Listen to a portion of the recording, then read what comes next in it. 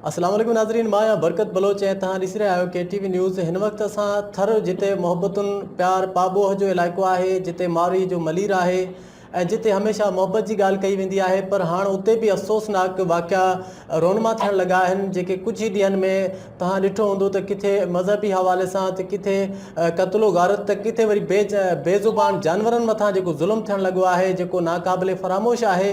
इन ते असां अॼु जेको अफ़सोसनाक वाक़ियो तड़दोस ॻोठ में पेश आयो आहे, मिठी जो इलाइक़ो आहे, जिते हिकु उठ मथां तशदुद कयो वियो आहे ऐं मुख़्तलिफ़ इलाइक़नि में जानवरनि जे मौत जा ऐं उन्हनि खे मारे छॾण जा वाक़िया बि साम्हूं अची रहिया आहिनि। उन्हनि जो कारण कहिड़ो आहे, इन हवाले सां अञा ताईं कंहिं बि तहरुक नाहे वरितो। असां सां लाइन ते मौजूदु आहे हीअ जेको तशदुद जी वीडियो असांखे मौसूल थी आहे मिठी मां काश न्यूज़ जो नुमाइंदो सुभाष कोटक जी। सुभाष जी, तड़दोस ॻोठ में जेको जानवरनि ते ज़ुल्म कयो पियो वञे, इन हवाले सां आगाह कजो त हिननि बेज़ुबान जानवरनि जो आख़िर कहिड़ो कसूर हो? साईं, अर्ज़ी आहे त इहो जानवरनि खे हमेशह जेको मारनि था ऐं जेको SP सरपाल खां बि जेको नोटिस लाइ चवणो आहे त बाबा जानवरनि खे मारण जो जेको बेज़ुबान जानवरनि खे जेको न ॾाढो मारनि था ऐं इन लाइ ख़िलाफ़ सख़्त कार्रवाई कई वञे। अच्छा सुभाष, जेको वाक़िया आहिनि, छा अॻ में बि इन मिठी जे या थर जे इलाइक़नि में थींदा हुआ, या ही पहिरियों भेरो आहे जो अहिड़े क़िस्म जी जेका थर जी पुरफ़ जेके कैफ़ हिकिड़ी फ़िज़ा आहे तमामु मुख़्तलिफ़ हवालनि सां उनजो, छो त उते हमेशह मोहबत जी ॻाल्हि कई वेंदी आहे, हाणे पुरतशदुद वाक़िया थियनि पिया। अहिड़ा वाक़िया ही नए सिर ॾिसो पिया या अॻ में बि इहे वाक़ियात रोनमा थींदा हुआ जेके मीडिया ते न ईंदा हुआ? साईं, पहिरीं दफ़ा वाक़ियो इहो थियो आहे थर जे अंदरि, कॾहिं भेरो वाक़िया न थिया आहिनि। नाज़रीन, सुभाष कोटक खां पोइ असें इन वाक़िए जेको अफ़सोसनाक आहे थरपारकर जो, जिते तशदुद कयो पियो वञे बेज़ुबान जानवरनि ते इंसाननि खां पोइ, ऐं हीअ अमुन वारो इलाइक़ो आहे, उन असांखे सुभाष कोटक असांखे आगाह कयो त हीअ थर में पहिरियों भेरो इहे मंज़र ॾिसजनि पिया, जेके सिंध जे मुख़्तलिफ़ इलाइक़नि में बि अहिड़े क़िस्म जा वाक़िया थियनि पिया। हिन वक़्तु असां सां लाइन ते मौजूदु आहिनि सियासी समाजी अॻवान, जेके समाज सुधारक आहिनि, शहनाज़ शेख साहिबा।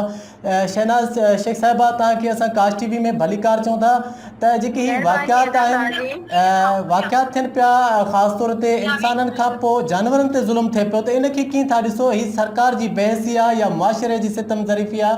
इन लाइ छा करणु घुरिजे? अगरि वरी अफ़सोस सां चवणो थो पए त असांजे सिंध में लाक़ानूनियत अरूज ते आहे ऐं हिते जेको आहे सो कानून जेको आहे झंग वारो कानून हली रहियो आहे, जेको ॾाढो सो काबो, चाहे उहो इंसान हुजे चाहे जानवर हुजे, हिते कंहिंजे लाइ कोई कानून कोन्हे को। हिते बसि उन्हनि खे बालादस्ती आहे जिन खे सियासी सपोर्ट आहे, उनजे करे तव्हां ॾिसो था त लाक़ानूनियत अरूज ते लॻी पई आहे ऐं जेके जानवर आहिनि उन्हनि खे बि नथो छॾियो वञे, उन्हनि ते बि ज़ुल्म जेको आहे सो ज़्यादती जारी लॻी पई आहे।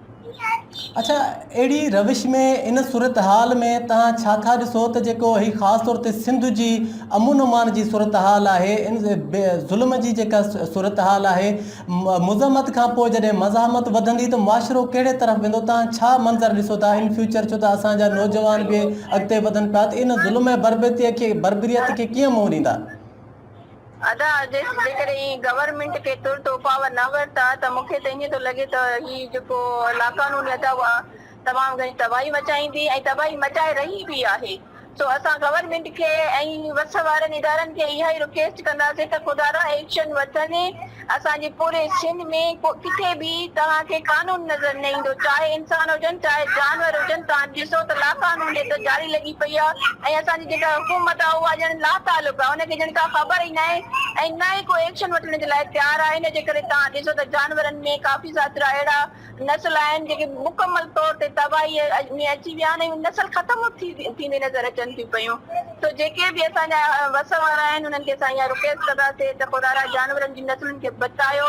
जेकॾहिं जानवर ख़तम थी विया या उन्हनि जे मथां जेकॾहिं ज़ुल्म इहो जारी रहियो त ज़ाहिरी ॻाल्हि आहे तबाही अची वेंदी। वॾी महिरबानी शहनाज़ शेख साहिबा, असांखे तव्हां टाइम ॾिनो। नाज़रीन, अफ़सोसनाक वाक़ियो हुयो थर जो, उन ते असां सां ॻाल्हि ॿोल करे रही हुई शहनाज़ शेख साहिबा, समाजी अॻवान आहिनि ऐं असांखे पहिरियां सुभाष कोटक इन हवाले सां आगाह कयो।